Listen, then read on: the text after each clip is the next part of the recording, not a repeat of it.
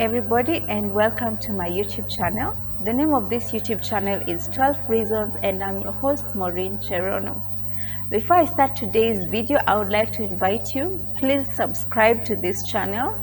Please like and share with your friends and loved ones. If you're learning something that is of benefit, please share also with others. Now, today's video is about 12 survival tips for first-timers going to study abroad. This is based on my personal experience. I've gone to study abroad in 2 instances in the same country, that is in Switzerland, and the first time it was a total disaster. But the second time I had more experience, and I just thought, let me put this information out there because I know that Kenyans like to go study abroad. Many Africans go and study abroad. So I hope that when you come to this video today, you get to learn something that will help you, so that when you go to study abroad, you're like, thank God I listened to that video. So these are 12 tips based on my own experience. If you have had an experience of studying abroad, please leave your comments and let's share ideas on the comment section with those who are going to study abroad. So my first tip is carry toiletries. Now, of course, the country you're going to is going to have toiletries, but in my opinion, it's better that you carry some basic toiletries that you know and need, and brands that you're already used to. This could be things like your shampoo, your bathing soap, your lotion, just things that will make you more comfortable. Sanitary wear, hair accessories.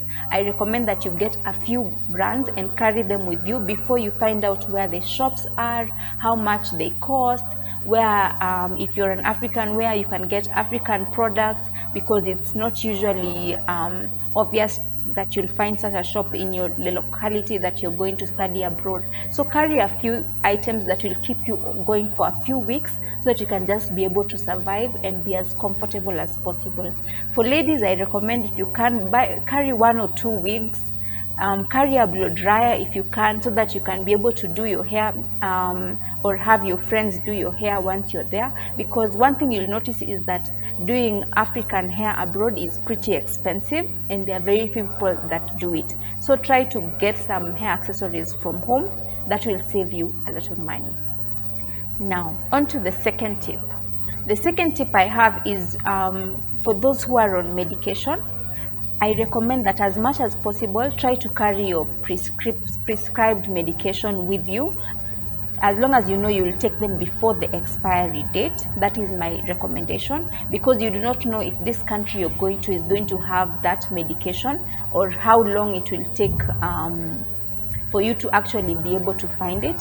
Another thing that I recommend is you should tell your doctor that you're going to study abroad, and they can write for you a prescription that you can go with, because just to avoid the inconvenience of having to see a doctor in that country, getting their approval, getting them to write for you a prescription, because you do not know what the laws that govern that country are. So if you're on medication, please buy your medication from home, just to keep you for the first few months that you're there, and carry a prescription with you. That is my second tip. My third tip is, as I said, this video is for first timers. So if it is your first time taking an international flight, try to get flights that have layovers that are longer than 2 hours.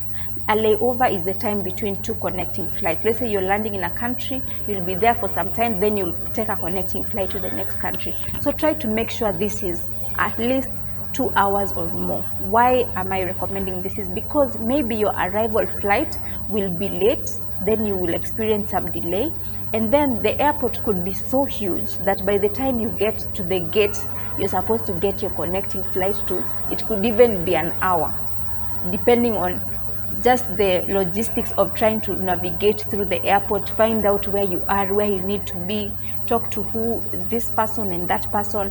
Just try to make sure that your flights are have at least a layover of 2 hours, so that you're comfortable, you can be able to navigate through the airport easily and find your connecting flight.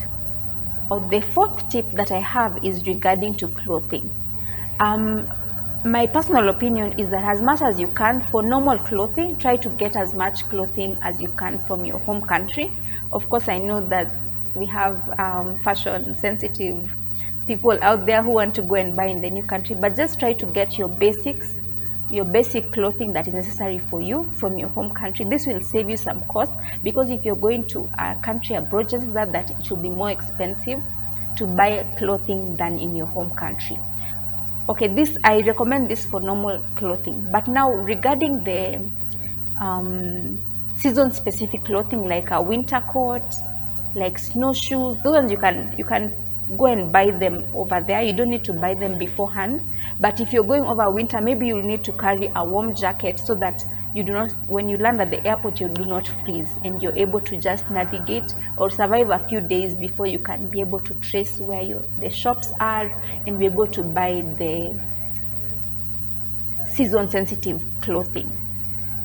Now, my fourth tip is regarding language. If the country that you're going to, they speak a different language from what you speak in your home country, try to find out some basic, try to get some basic words in that language. For instance, how to greet someone, how to excuse yourself, and how to find out if they can speak English.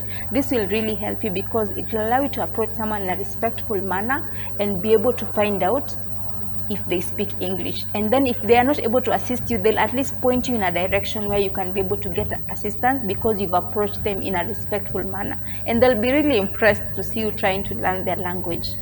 The fifth tip that I have is, I recommend that you carry memoirs, things that will remind you of home. For instance, a photo album, thank you notes, some birthday cards.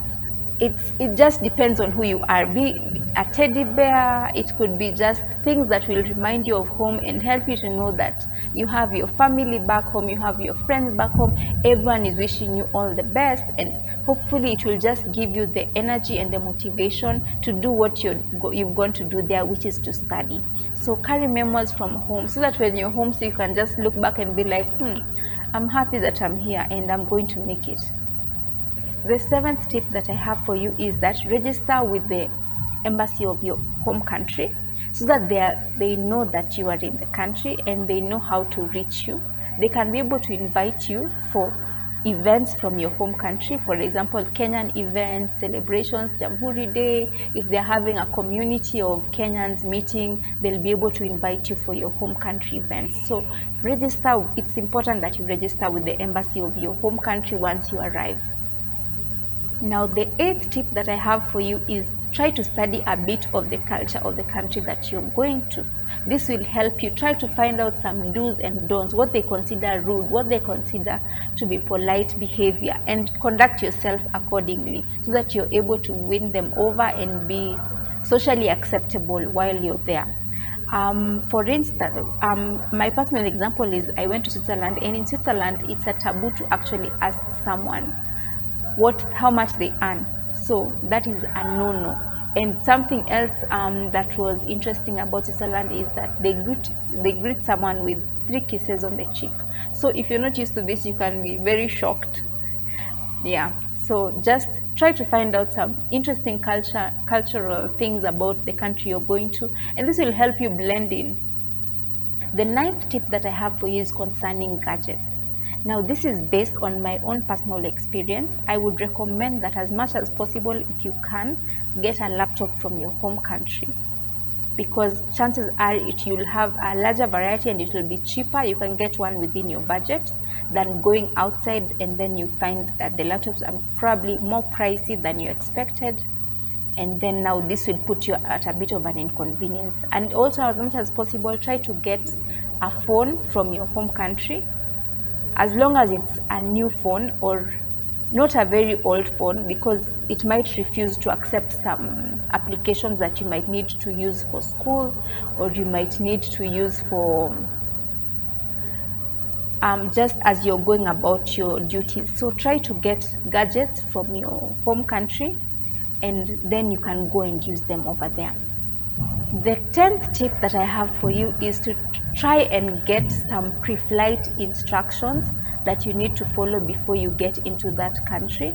This could be like having a COVID test done, if you need a COVID-19 vaccination certificate, if you need to do a TB certificate, and be able to produce it. If you need to also have a yellow fever certificate, try to get those qualifications that try to get those requirements that are needed in the country that you're moving to, so that you do not go all the way and then you get hindered just because you overlooked the basic instructions. So try to find out what the immigration requirements are and follow them accordingly. The 11th tip that I have for you is regarding time management. So what I recommend is that try to do your packing as early as possible. Avoid meeting so many people before you leave.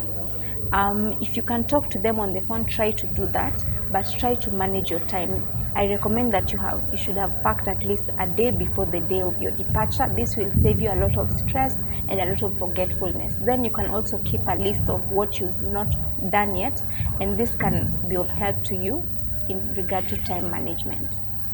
Now, the 12th tip that I have for you is regarding baggage. So always check to see the flight that you're taking, what are the baggage requirements.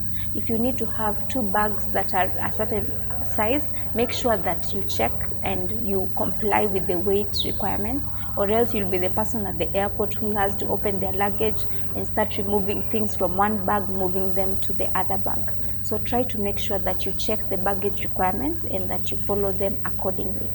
And now I have a bonus tip for you. This is the 13th tip, and that is regarding currency. If you're going to a different country, try to make sure that you change your currency from your home country, because your home currency will be of greater value in your home country than when you go to a new country where they don't know when they will next have a tourist coming from the home country that you're coming from. So try to change the currency before you leave so that you can get good value for money.